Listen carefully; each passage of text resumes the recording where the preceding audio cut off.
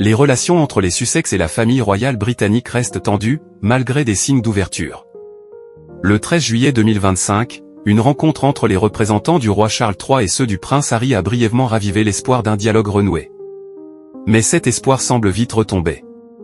Selon les informations du Daily Mail, le roi Charles aurait voulu faire un geste d'apaisement, en envoyant son chef de communication rencontrer la secrétaire particulière du couple Sussex.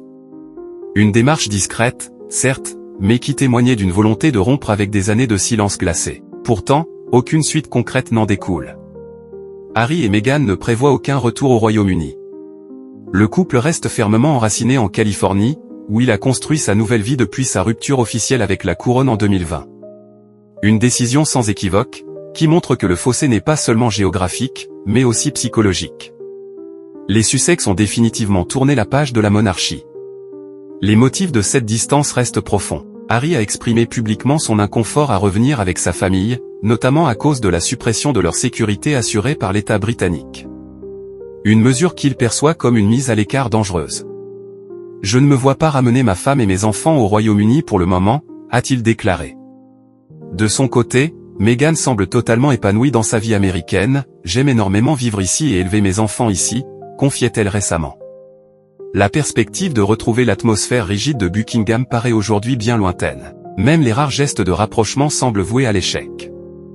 La fuite des photos de la supposée rencontre entre les émissaires de Charles et ceux des Sussex a provoqué un tollé. Le couple, furieux de cette intrusion médiatique, nie toute responsabilité. Pour eux, cette indiscrétion brise la fragile confiance nécessaire à toute réconciliation. Selon The Telegraph, loin de rapprocher les deux camps, cette fuite aurait encore plus tendu les relations. Et pourtant, les observateurs le soulignent, une paix durable ne peut s'établir sans un minimum de respect mutuel et de confidentialité. Ce dernier épisode montre que l'un comme l'autre manque encore cruellement.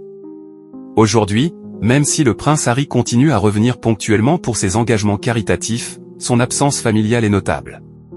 Loin de sa terre natale, il admet que le Royaume-Uni lui manque, mais cela ne suffit pas pour qu'il envisage d'y revenir durablement. Les blessures restent vives, et le processus de guérison semble encore bien lointain.